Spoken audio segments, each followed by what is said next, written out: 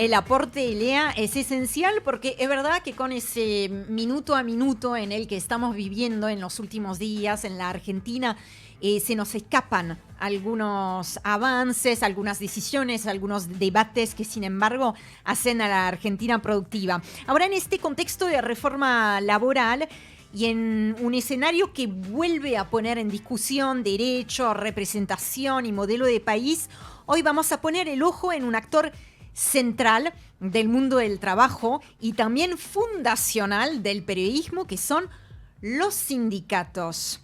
Y entonces tenemos el placer de estar en comunicación con Marcos Schiavi, historiador especializado en historia del sindicalismo, exdirector del Archivo General de la Nación, exdirector también nacional electoral y autor de varios libros, entre ellos Los sindicatos y el primer peronismo, editado por Futurock. Marcos, muy buenas tardes, ¿cómo estás? Muy buenas tardes, muchas gracias por llamarme. Gracias por el contacto con País Productivo. Es medio inevitable, tenemos acá pantallas con lo que sigue sucediendo en la Plaza del Congreso y también la votación en diputados. Voy a empezar con la siguiente pregunta. Me parece que la reforma laboral está tocando el núcleo mismo de la razón de ser del sindicalismo, ¿no? Que son los derechos laborales. ¿Te parece que la CGT está a la altura de este momento histórico? Em, bueno, primero y principal, yo soy de los que piensan que nosotros tenemos el país lindo que tenemos, que tiene sus bemoles, tiene sus problemas y sus baches, pero que básicamente es un país muy lindo. Por muchas razones, una de ellas es porque tiene un movimiento obrero organizado grande y con historia, ¿no? La CGT prontamente va a cumplir 100 años. Ahora bien, claramente el avance del gobierno con la reforma, el avance sobre distintas herramientas que tienen los trabajadores y sus organizaciones para defenderse, da cuenta de una situación de debilidad, de retroceso, de una agenda a la defensiva. ¿Eso es solamente responsabilidad de la actual conducción de la CGT? Yo no creo que es un proceso, como soy historiador, muchas veces me sale la idea de que es de larga duración y que esta larga duración de un retroceso, sobre todo en el dinamismo. ¿Sí? Yo, porque no le quiero caer a nadie en particular, vuelvo a decir lo mismo, creo que con los sindicatos es desde donde se puede construir colectivamente para que la mayoría de los argentinos estén mejor. Dicho eso, creo que hay una pérdida de dinamismo en los últimos años que hace que la CGT no interpele a toda la clase trabajadora. ¿Qué quiero decir con eso? Que es que hay veces que la CGT se queda solamente en los organizados y la realidad es que la mitad de los trabajadores argentinos son no registrados o monotributistas. A esos trabajadores creo que el desafío, sea ahora en esta coyuntura o de acá para adelante, es volver a representarlos. Justamente, ¿cómo se vuelve a construir? No sé, tal vez es demasiado decir volver a construir, pero ¿cómo se puede volver a estrechar el vínculo con la clase trabajadora? Porque tensión siempre hubo, digo, entre la conducción de la CGT o cualquier sindicato y aquellos que la conducción debería o representa o intenta representar. Esto siempre existió, pero es verdad que en los últimos años, y ahí a veces es difícil discriminar qué es la construcción mediática, ideológica y qué es la realidad, pero hay una sensación, entonces hablo desde la subjetividad, de cierto distanciamiento o desconexión. Entonces, ¿cómo se vuelve a estrechar ese vínculo con esta clase trabajadora de ahora? Voy a ir a esa respuesta. Primero quiero ir a un punto anterior que mencionás, que es, bueno, la CGT y el sindicalismo en general no es todo lo mismo. ¿Qué quiero decir con eso? Puede haber sindicatos en donde el vínculo con sus trabajadores sea más lejano y más indirecto, no sé, pienso en comercio, pienso en construcción, pienso en gastronómicos. Ahora, hay otros dirigentes y otras organizaciones que por la misma dinámica laboral que tienen, son más orgánicos y dinámicos. Te pongo aceiteros o te pongo la UOM, pero que tiene que ver particularmente con la forma de insertarse económicamente de esa actividad en la economía argentina. En el segundo punto que decís vos es, bueno, ¿cómo volver a representar? Yo creo que ahí hay una conexión que, por ejemplo, te pongo un ejemplo de Ubaldini, tal vez uno de los grandes dirigentes sindicales argentinos. Nadie recuerda que Ubaldini era dirigente del sindicato de cerveceros. Muy pocos, no sé. Aquellos que estudiamos sindicalismo o que somos de Quilmes como me toca a mí, pero no muchos más. Ahora, la realidad es que en ese momento, en los salida de la dictadura y el alfonsinismo, Ubaldini logró conectar con las necesidades. Bueno, tal vez el desafío ahora es intentar hacer un pantallazo de dónde estamos. ¿Y qué es donde estamos? Sí, bueno, donde estamos es en una coyuntura donde hay mucha gente que trabaja muchas horas y que no llega a fin de mes. Eso no sucedía o venía no sucediendo en los últimos tiempos, y eso es un desafío. O sea, hay que recomponer los ingresos de los trabajadores. Hoy en la reforma laboral no está eso, pero claramente el desafío es que los trabajadores, después de una década perdida de ingresos, vuelvan a poder saber que si trabajan 8 horas por día de lunes a viernes, van a llegar a fin de mes. Eso hoy no está resuelto. Y un segundo punto, que tal vez es más grave que eso, y lo pensaba hoy en relación a los 90. Yo vengo de una familia que mi papá se quedó 9 meses sin empleo en los 90, de clase media baja, y la realidad es que por lo menos en ese momento había un horizonte de que vos sabías de que algo, que si ibas a estudiar a la universidad después ibas a poder trabajar, o de que sabías de qué se podía llegar a trabajar en el mediano o largo plazo.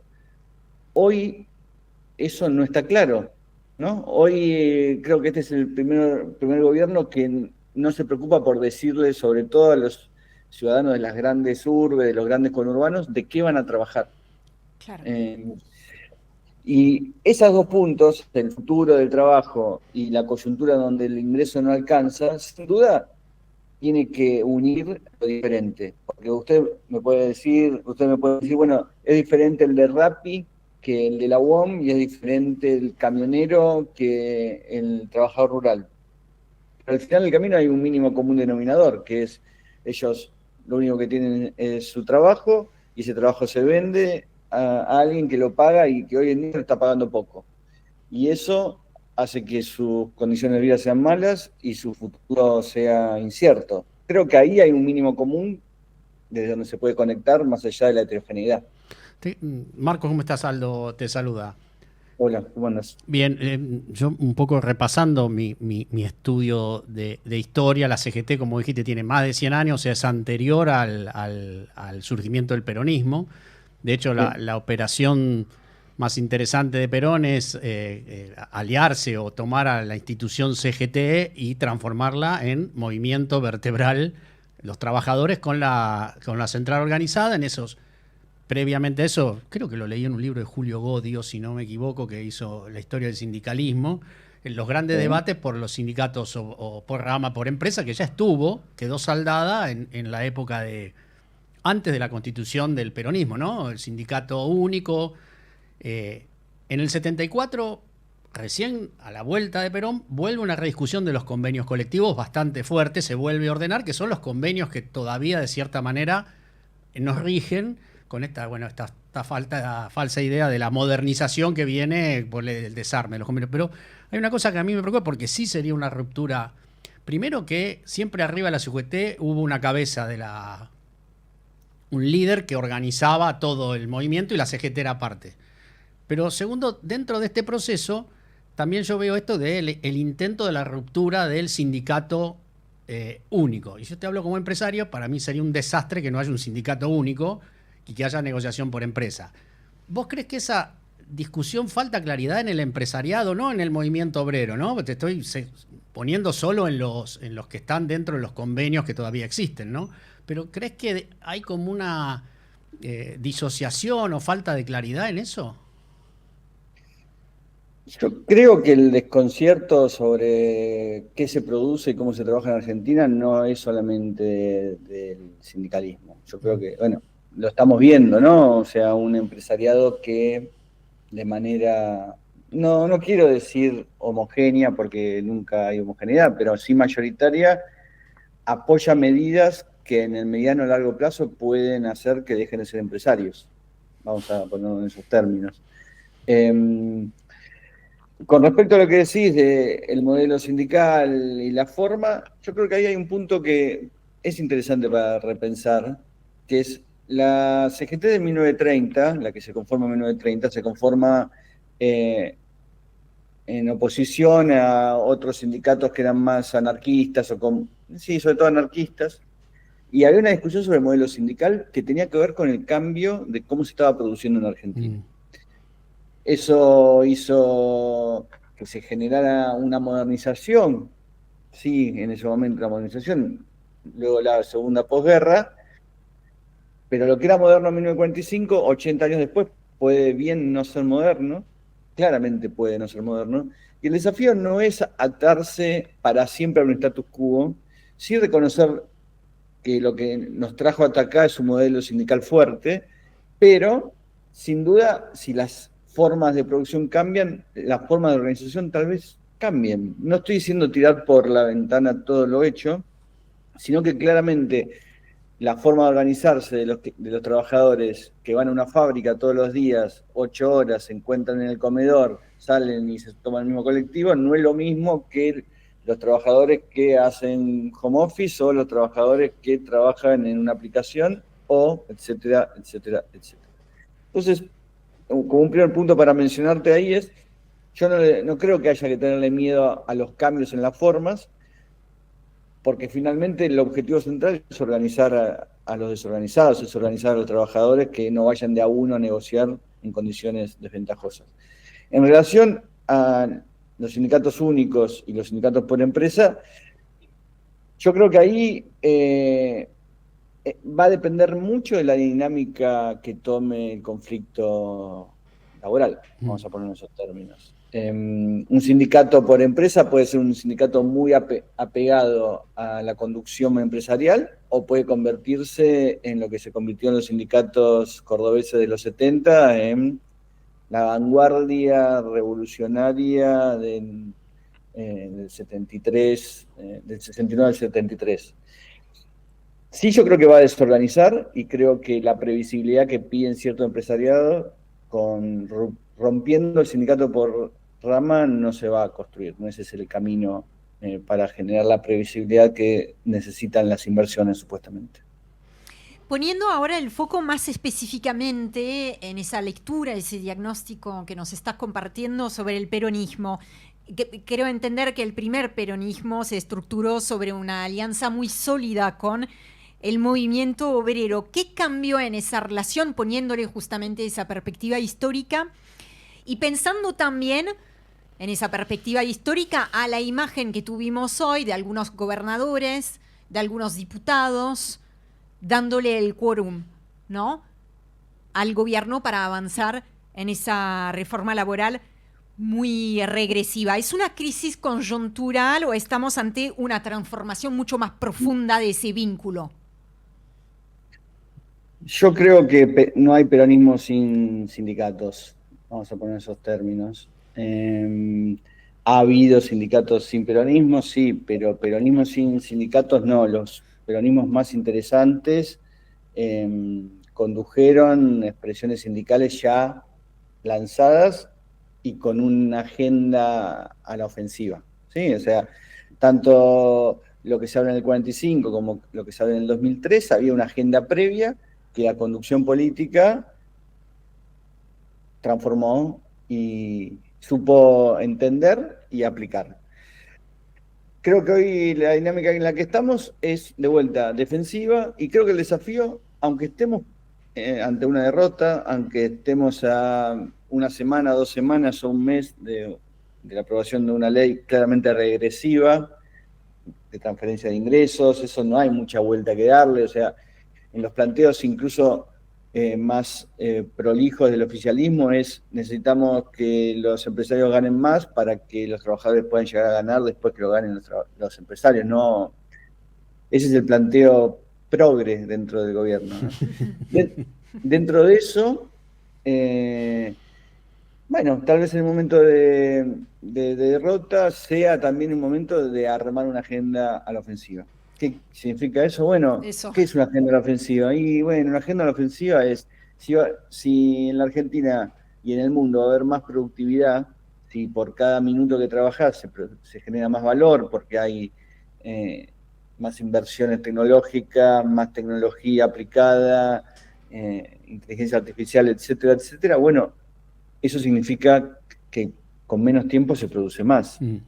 Por ende, la discusión pasa a ser o más plata o más tiempo, por ejemplo, por poner una discusión, ¿no? La discusión sobre el tiempo es una discusión que se cerró, por lo menos en la discusión argentina, hace 100 años. La ley que pone la cantidad de horas es más vieja que los convenios colectivos, que supuestamente son muy viejos, vamos a poner así. Entonces, una modernización en Argentina podría ser trabajar menos, cobrar más y trabajar menos. ¿Eso es hoy utópico? Y sí, parece utópico si uno mira lo que está pasando en el Congreso. Ahora, sin una agenda para dónde caminar, es difícil moverse, vamos a ponerlo en esa cuestión. Y en relación a lo de los gobernadores, me parece que es un signo de un tiempo que ya lleva bastantes años, de que hay una crisis de la idea de nación en nuestro país.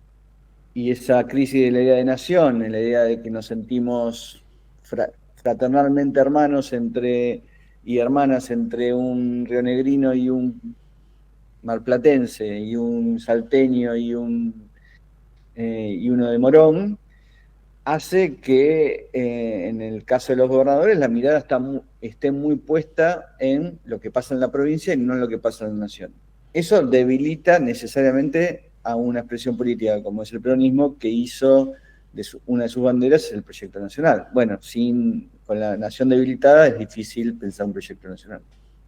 Hablando de construir una agenda ofensiva, existe, no sé si es una pregunta con alguna respuesta, pero ¿estás viendo en otros lugares del mundo experiencias sindicalistas o de movimientos políticos que incorporen a sindicatos y que puedan dar inspiración o marcar una guía o que te parezcan interesantes en todo caso para traer al contexto también argentino, sabiendo que, bueno, cada contexto tiene lo suyo, ¿no? Sí, en 3 casos paradigmáticos hoy, en España, aparte de 3 casos muy cercanos por distintas razones. España, Brasil y México, en los 3 lugares se discutió, algunos ya se avanzó y en otros se está avanzando, en retrotraer la cantidad de horas necesarias para poder vivir bien. Claro. En México se votó hace muy poco. Hace muy poquito, sí. En Brasil, Lula está fuertemente con una campaña. En España ya se aplicó. Bueno, son procesos que van de la mano de la modernización. Básicamente, si hace 100 años, con las herramientas y los procesos que había hace 100 años, un trabajador necesitaba trabajar 48 horas semanales para poder vivir, 100 años después, es lógico que trabaje menos para poder vivir, no más. Hoy lo que tenemos es un pico de horas trabajadas. Hoy tenemos trabajadores que tienen 2 o 3 trabajos para llegar a fin de mes. Bueno, eso nos pone en el siglo XIX, no nos pone en el siglo XXI. Claro. No sé si te quedó alguna pregunta. ¿Hay algo que no te hayamos preguntado y que te parezca interesante destacar de este momento de la Argentina? Primero les quiero agradecer, me sentí muy cómodo. Segundo, creo que sí, la coyuntura parece compleja. Es una coyuntura que se va acelerando todo el proceso muy rápidamente, ¿no?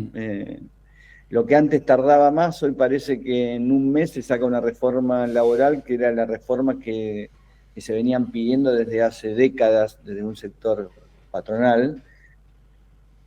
Pero a mí me parece que es un modelo que a la mayoría de los argentinos hoy puede interpelarlo a alguna parte de ellos por la cuestión lógica de cierta estabilización económica, de pasar de inflación de 200 a 30. Pero en el mediano y largo plazo Los argentinos, como cualquier ser humano, quiere vivir bien. Y si este gobierno no le ofrece nada en ese sentido, si el camino parece un camino en donde no hay trabajo, ¿no? O sea, donde no queda claro cómo vas a poder vivir, y si tenés 18 años ya ni siquiera te sirve ir a una universidad, y que parece que lo único que puedes hacer es timbiar o en la bolsa o en las apuestas deportivas. Y bueno, eso tiene patas cortas. Ese es mi punto central. Sí, estamos pasando un mal momento y un momento de derrota, pero me parece que las victorias esas pueden hacer pírricas. Es un territorio en disputa, ¿no, Marcos? Como en tantos otros aspectos de la Argentina productiva, me parece que ahí también. No hay batallas perdidas para siempre ni ganadas para siempre, ¿no? Nada es para siempre. Hay una canción, creo, ¿no? Sí. Marcos, te mandamos un abrazo enorme. Muchas gracias. Gracias, Marcos. Gracias a vos.